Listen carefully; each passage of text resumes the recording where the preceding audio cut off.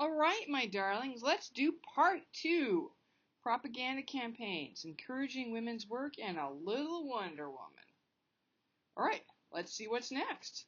Easy peasy.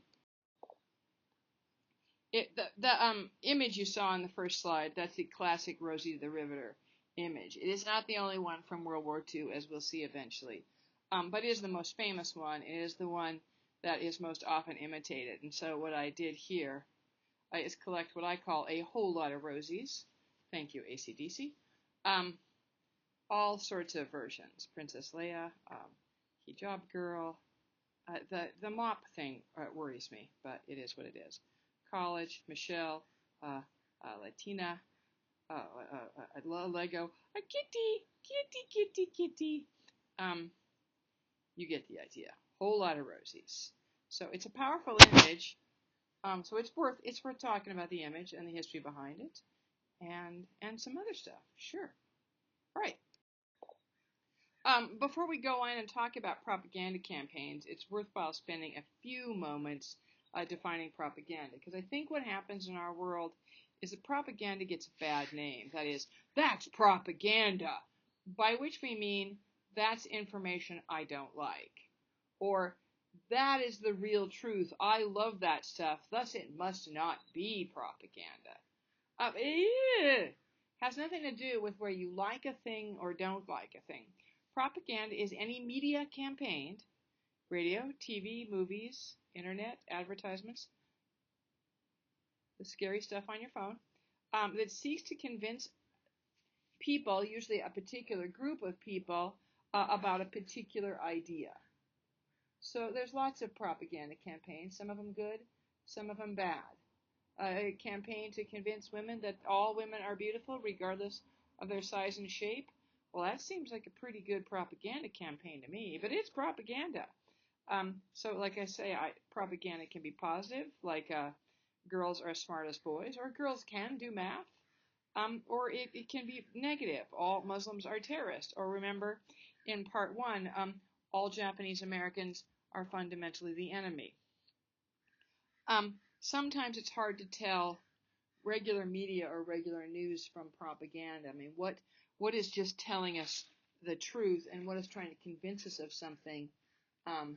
It either is or isn't the truth, or sometimes isn't about truth, but is about just changing ideas. Girls are as smart as boys is certainly the truth, but it's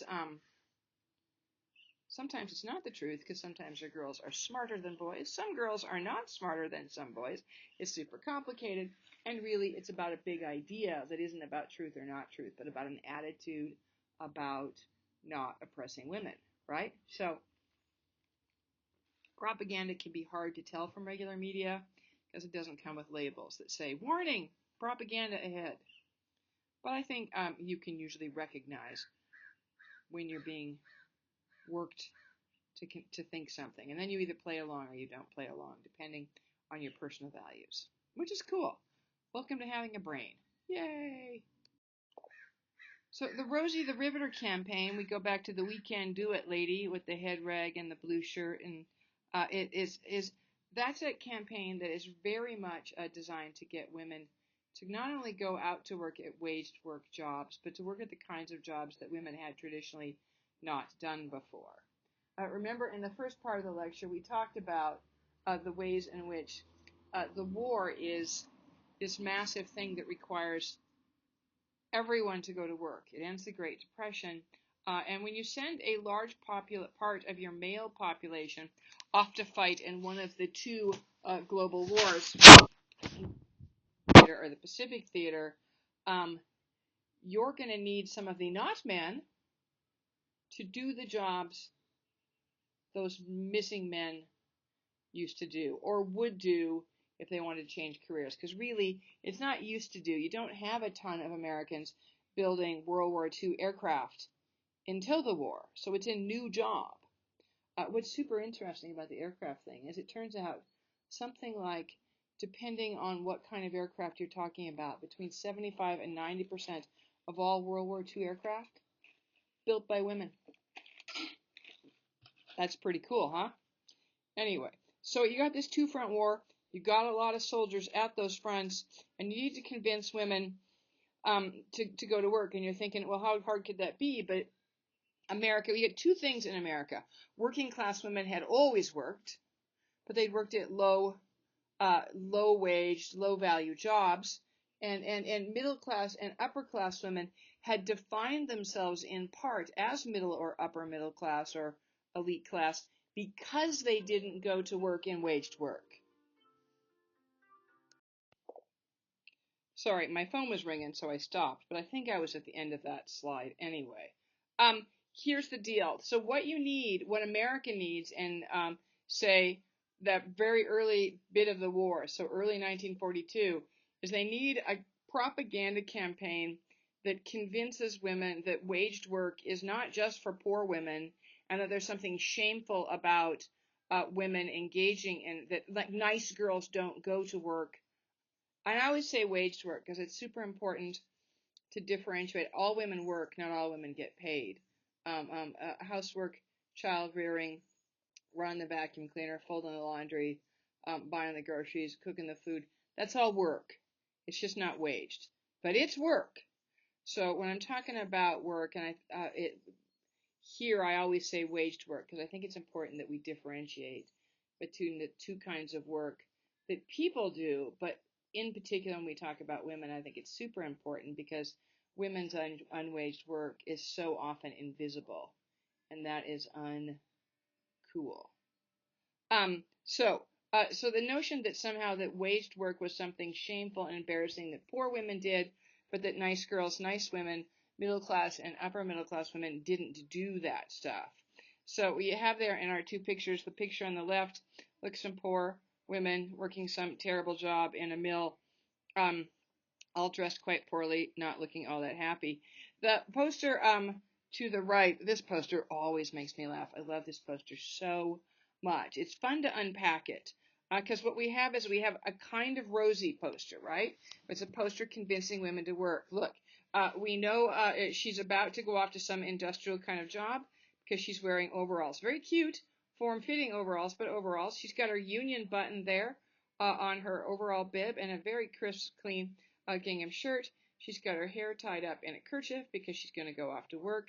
I think her hands are in that position because I'd be willing to bet there was some kind of tool in them and then somehow it was photoshopped out of the poster, but the hands were left in that position. But if you look at them, and then you got the flag. So this notion that she's not only going to go off to build aircraft or tanks, but that it's super patriotic to do it. And then we got the words, "I'm proud and my husband wants me to do my part." And then literally look at the husband. Doesn't he look like he just wants to, you know, throw her down and have his way with her? Like, oh baby, there's nothing sexier than a woman with a wage job in overalls. I want you now. Anyway, it's a fantastic poster. It's really, and they're both, and we can tell they're not poor people because he's in a suit. She's wearing lipstick. There's nothing about sort of this is like immigrant women or poor women. It's like these are nice middle class people. This lady was making cookies and running her Hoover a little while ago, and now she's going to go off to a factory, build airplanes, and do her part for the war. And it's not just because of the money. It's because it's the right thing to do because it's patriotic. And babe, your husband will dig you.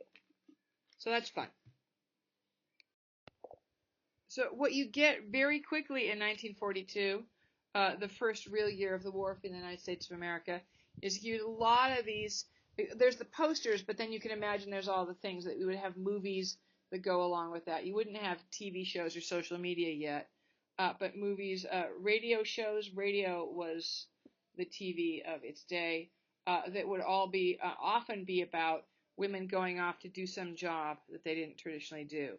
Some of all of these are classic rosy posters, even though they're not the one that you think you know. But even the one with actual images of women, the bottom left corner, the top right corner, and the bottom middle, where those are actual pictures. Those were posters that were used to tell women, white women and women of color both, that they could go off and get these jobs. And while you might think, well, what's so cool about being an airplane, not mechanic, airplane, just a person who builds airplanes or tanks or whatever.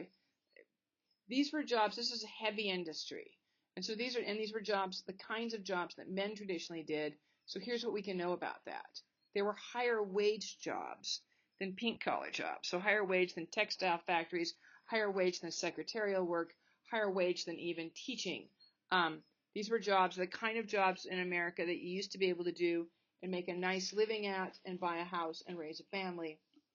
And they were now open for a brief time to women. In the very middle there we have a picture of the Women's Air Force Service pilots and another of women in various and sundry, right below it, branches of the military. We'll get to that as we go along. So let's do the numbers. In 1930, 22% of American women were engaged in waged work. Remember, you've got a really high unemployment for women in 1940. So still before, because right, Pearl Harbor is bombed in December of 41, and we're officially at war December 8th, but not really going to war until early 42. So in 1940, the Great Depression and the New Deal programs have made things better, but not great. But in 1945, so the last year of the war for the United States of America, your percentage of American adult women engaged in wage labor is up to 37%. That's a big jump. That's 15% more than in 1930. It's 6.5 million women added to the workforce.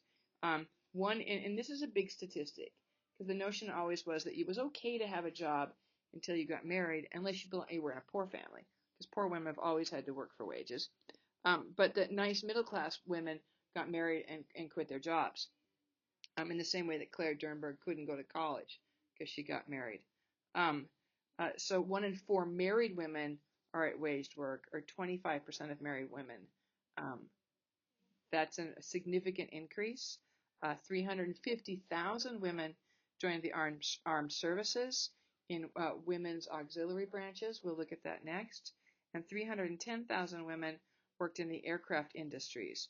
So they were 65% of the aircraft workforce, and they mostly were the kind of workforce where they were actually building the planes, and that's why you get 75 to 90% of those women. Those planes were built by women. So it's a big increase. And what's really interesting about this is at the end of the war, America will then run another propaganda campaign saying, thanks, ladies, that was cool. You can go home now. But it's a little like trying to get the genie to go back in the bottle. Women were like, they may have been fired from some of their heavy industry jobs, but a bunch of women got a taste of what it was like to earn wages, to have the power that brings into a relationship, or that I could have my job and I didn't have to get married. That once women learn that stuff, it's super hard to say to them, yeah, you can go back to vacuuming now. I mean, some of them will, but a bunch of them won't. So this is the beginning of the kinds of changes in American history that get us to a world today where women make up more than half of attendees at colleges, med schools, law schools, and where we're doing a lot of jobs that we traditionally didn't do. So you'll notice in that last slide, you actually had more women who got jobs in the military service than they did in factories. And it turns out that pretty much every branch of military in the federal government had an auxiliary, a women's part, a women's branch, a women's auxiliary branch. For the Army, they had the Women's Auxiliary Corps, or the WWII. Tiny Mumford, don't be angry. That's my little doggy. And the Navy had the WAVES. I never can remember what WAVES stands for. You know, they worked up some really complicated letters because they wanted waves, because that's kind of easy to, like wax. Wax, not as sexy as waves, but nonetheless. And the notion was that women could join not so much this traditional Army or the traditional Navy, but the wax or the waves. And the idea with women's service was that you could free up, that armies have people in it, cooks, clerks, medical personnel. We'll get to that. But if you could free up men from non-combat jobs and give those jobs to women, then you could send the men off to combat. Kind of a good news, bad news deal. The WAC, the Women's Army Auxiliary, was by far the largest women's auxiliary corps, and then the Navy, and then you have these smaller ones. The Marine Corps had the Marine Corps Women's Reserve, so no cutesy an acronym. The Coast Guard had the SPARS.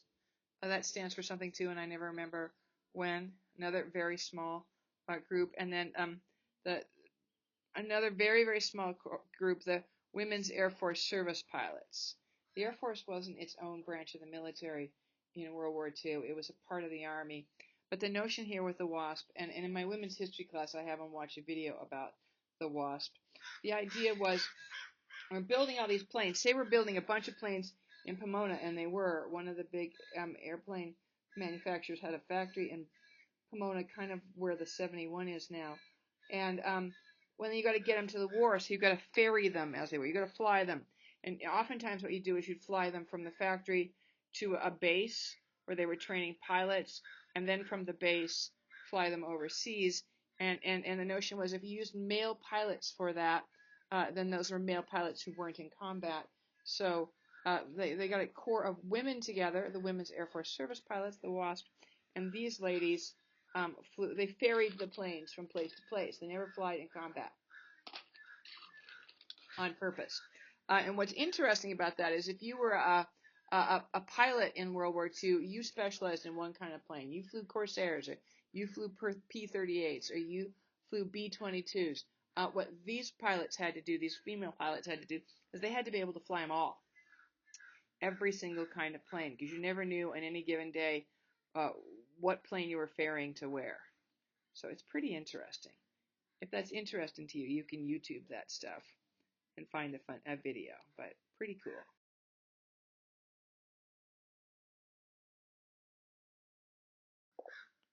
Women also volunteered in all kinds of non-military or volunteer work. Really famous was the OSS, the Office of Strategic Services, which was really the spy services. And then they had, as a subgroup of the spy services, the OSS turned into the CIA. They had the Sisterhood of Spies, but they didn't officially call them that. And Julia Child, famous American cook, and Marlene Dietrich, a famous American actress, famous for being super sexy and hot. They both served in the OSS as both sort of clerks and probably spies, though it's hard to know. And then, of course, the Red Cross. You could volunteer for the Red Cross, and you could be a Red Cross nurse. You could do Red Cross entertainment. You could do any number of things in the Red Cross. There were also propaganda posters to get women who were at home, for all the usual reasons a woman would be at home. Lots of kids, somebody who needed help at home, an elderly mother. Who knows? I don't know. One of the ways that housewives could be patriotic and contribute to the war effort is they could turn their backyard lawn into a garden. They called them victory gardens, and grow food. The notion being that any food that you grew in your yard meant that industrial agriculture food, big ag, the stuff that ends up in your grocery store, that could end up feeding the men overseas at war. And of course, what do you do with all these things you grew in your garden? Well, you could can them. So of course I can. I'm as patriotic as can be, and ration points won't worry me. There used to be these ration books, and you could get. My mom had this funny story. He was Grandpa got a job. He was a plumber, and he got a job building ships in Bremerton, Washington. And Grandma and her two little girls, my mom and her sister Sheila, went with him. My grandma's German, and Germans take dessert super seriously. And my grandma made cakes for extra money. She would make, if you needed a birthday cake or a wedding cake, and my grandma was in the neighborhood. That's the lady you paid to do it. So Grandma there was a ration book, and you would have to buy, like, say when you bought a bag of sugar, you'd have to give them your sugar stamp, and you only got so many stamps for sugar a month, and then you couldn't buy any more sugar. And Grandma went to the store, and she wanted to buy more sugar, but she didn't have stamps. But she had some meat stamps, and she wanted to buy sugar with the meat stamps, because she didn't need meat, because her husband was a fisherman. when he wasn't working on plumbing on a ship. And the grocery store guy was like, "Yeah, I'm not supposed to do that." And apparently, my grandma, who was born in Germany, so she was a, you know, tough German lady, essentially made this poor grocery guy cry, and he eventually gave her the damn sugar. My mom was 4 years old, and she's never forgotten it. She was mortified, as children are by their parents.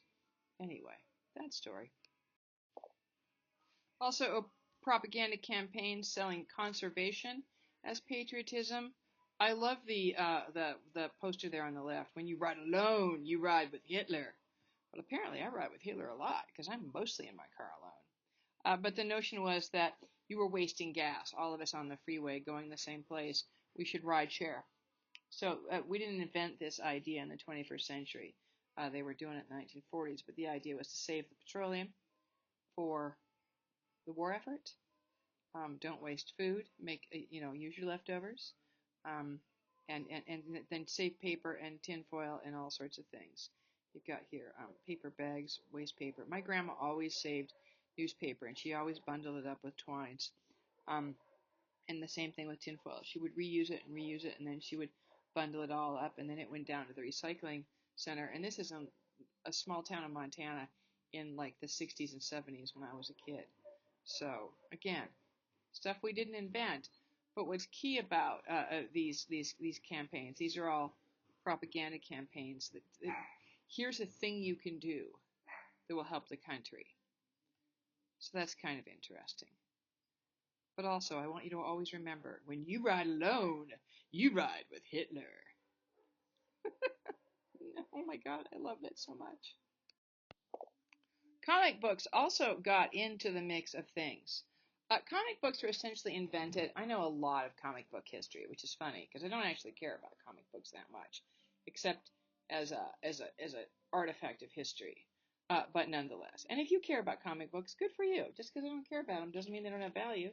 Um, my boyfriend and the guy I lived with for a couple of years, um, he liked comic books, and he would take me to comic book shops, and a comic book shop owner once offered to trade Superman 2 for me, and I was like, yeah, it doesn't work that way.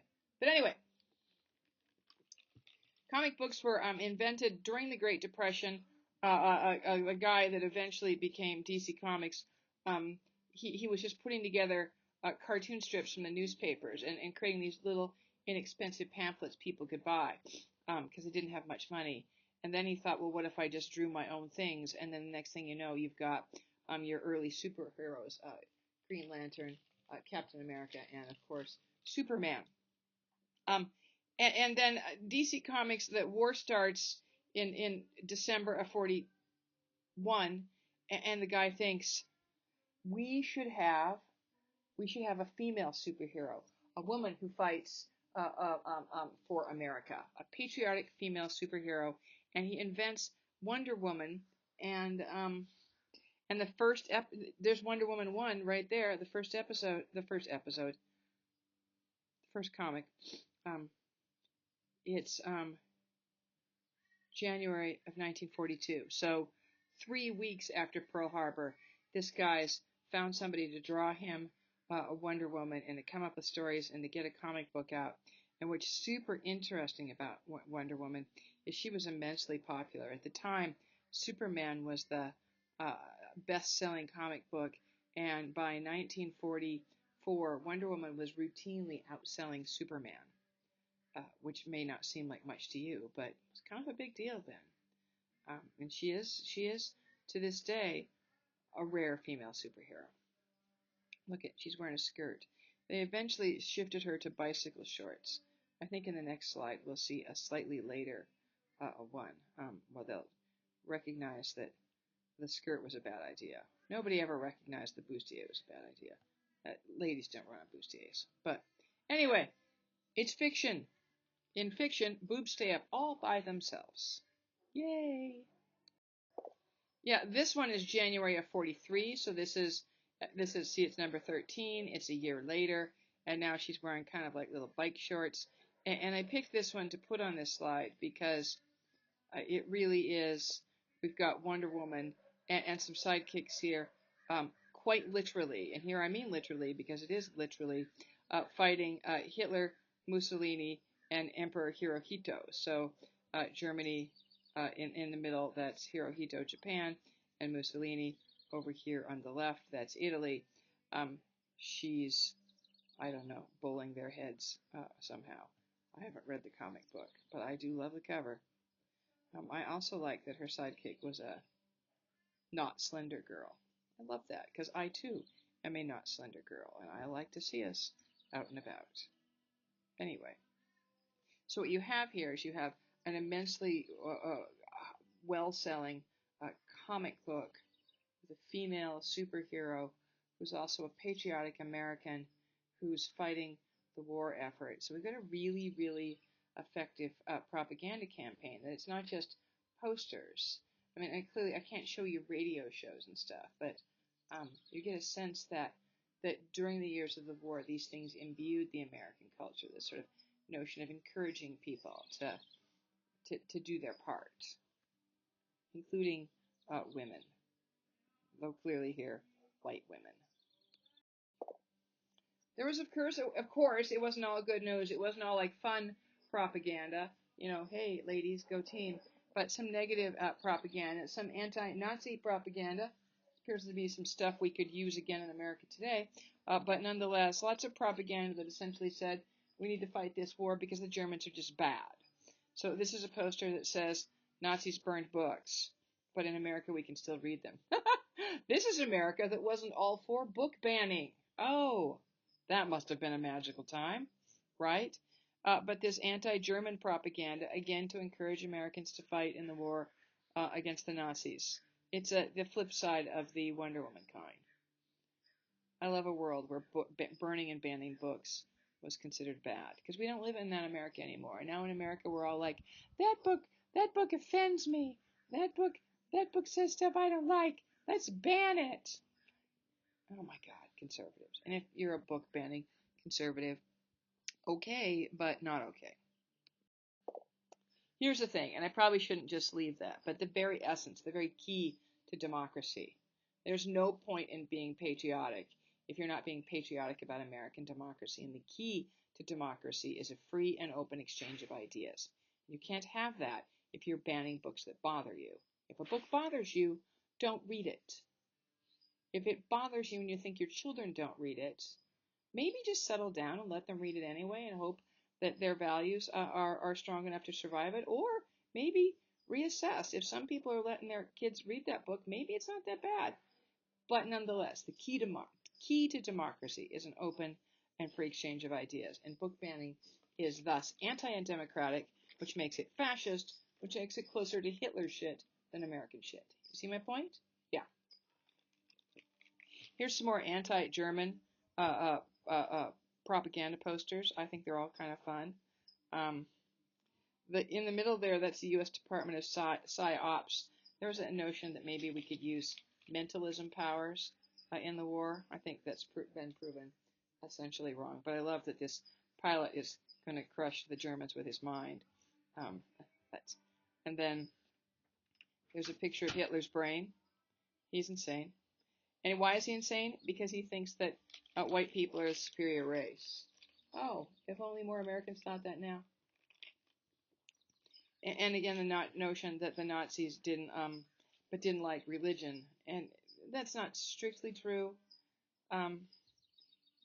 Like a lot of American conservatives, they liked one flavor of religion and not all the others.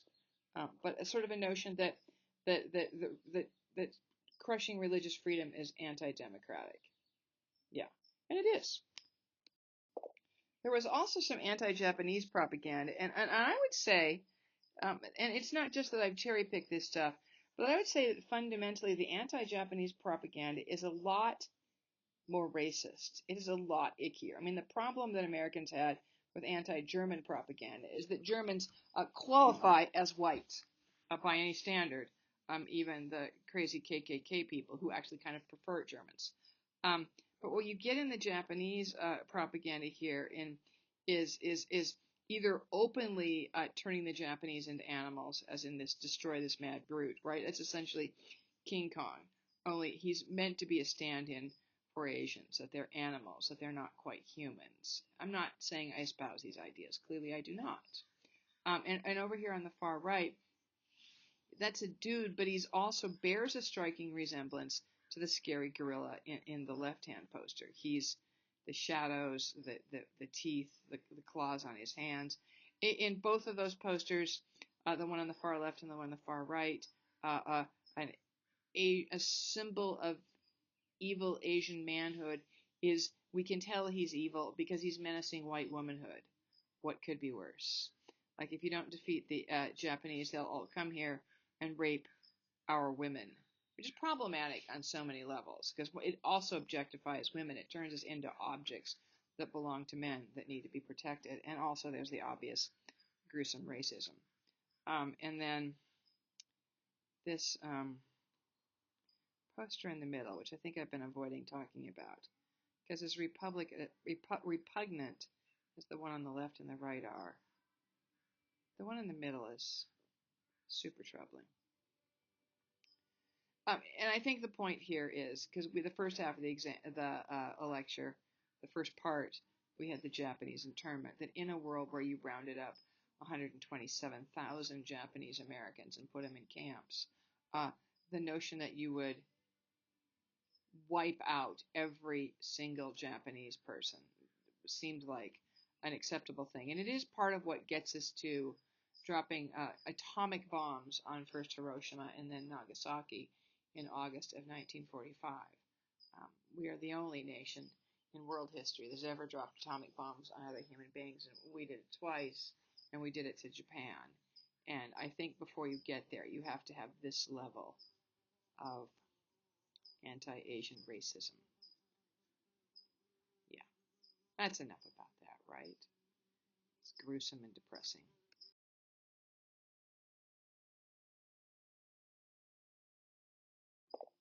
Okay, we're coming to the end. Ooh, very, very close to the end.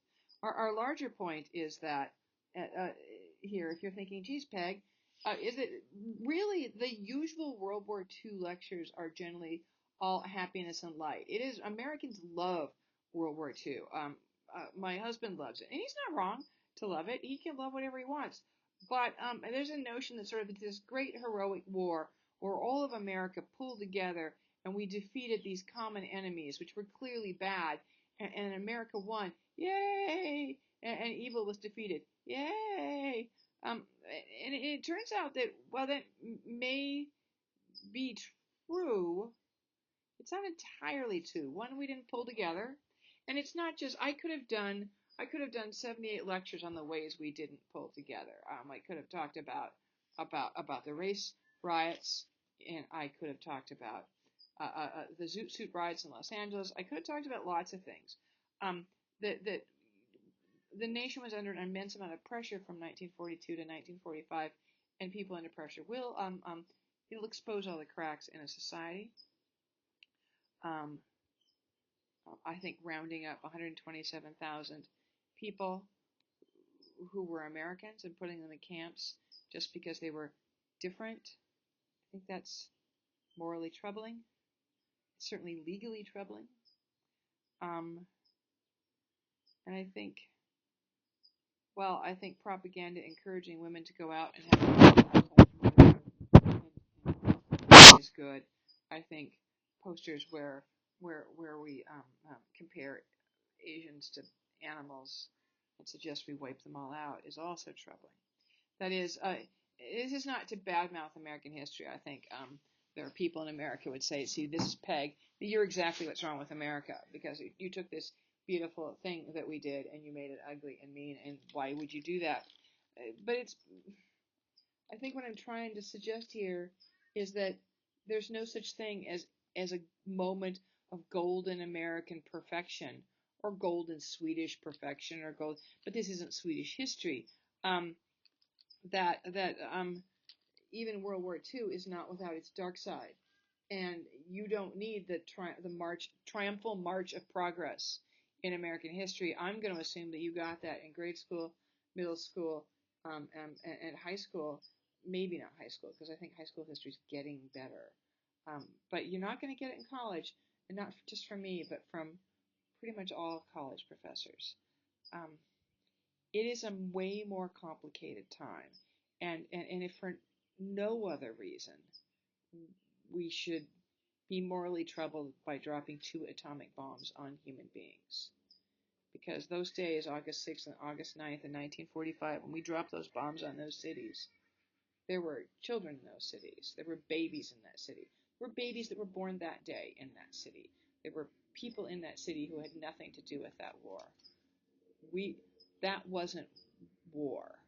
War is when combatants agree to meet on some field and kill each other. Adult, fairly consenting human beings dropping bombs on cities that wipes everyone out. That's an atrocity. It just is. So those are all things it feels to me like it is worth knowing. It is worth knowing that even in times of crisis, the United States can do two things at once, the right thing and the wrong thing. That there is, as it says there in the second orange box, no perfect historical moment. And anybody who tells you there is either ignorant or lying to you. And then the answer to that, then the next one is, and there's a reason for that, because history is made by humans. It is a story of human beings doing stuff, and we're not perfect. We're not perfect individually. We're certainly not perfect in groups. So it doesn't make sense that there'd be some moment in history where we were all agreed to be perfect. We're incapable of it. So I think there's nothing wrong with seeing World War II as a moment that is both triumphant and troubling. But I still think we can agree that it was fantastic that we went off to fight, particularly the Nazis, and that we defeated them, not before they killed way too many Jews and all the other groups of people I talked about earlier. Not before they caused untold damage in Europe, and not before they created an ideology that we would still be fighting today. Because that stuff, that Nazi stuff really is, shouldn't have to say this in the 21st century, it really is gross. It's white supremacy, it's anti-Semitism, it's racism against people of color, it's almost always, it's homophobic, and it's sexist. And this is super important, it's fascist. That is, it's about a strong leader and the people not having a say, which means it's anti-democratic, which means it's anti-American. So when you get a presidential candidate or a politician of any stripe that is like espousing fascist ideas or Nazi ideas, that should be a red flag for Americans. That should be problematic. There shouldn't be anything wrong. Sometimes the right wants to call people on the left. One of their favorite things for a while was Antifa, which stands for anti-fascist, which has always perplexed me because when did it become wrong to be anti-fascist? We literally, the entire nation went to war in 1942 to fight fascism. Fascism in Europe, fascism in Asia. In Europe, it was a dictator in the form of Hitler and Mussolini, and in Japan, it was an absolutist monarch. We went to war and people died to fight fascism. I think if you're an anti-fascist, that should be a good thing, right? We should all be anti-fascists. Yeah. I'm not going to comment on that picture. I'm just going to let it stand for itself. You figure out why it's there. Yeah, you're smart. You got it. Okay, little bit more. Not much. Aha! So endeth this two-part lecture on World War II, with lots and lots of difficult ideas, and not a lot of fun. Except remember, when you drive alone, you drive with Hitler. You don't. Anyway, so what do we got left? We have next week, we have a social justice lecture. We'll cover a lot, some more fun stuff. America trying harder to let some groups in the 60s and 70s. And then the last week before the finals, instead of me doing a modern sort of, here's the history of the last 20 or 30 years, I have no idea how to do that and have it not be a hot mess. is I've created a list of historical movies, and you get to pick one and do an assignment on that. So I think that's a good way to get us into the 21st century without having some icky mishmash lecture where I try and cover the last 20 years without all of our heads exploding. So we're so close. You have this. There's one more lecture like this, and then a week where you're going to pick a movie, and then there's finals week. So we're almost there. Good for you for getting here. I'm super proud of you because this stuff is hard, and you're doing good. See you next week.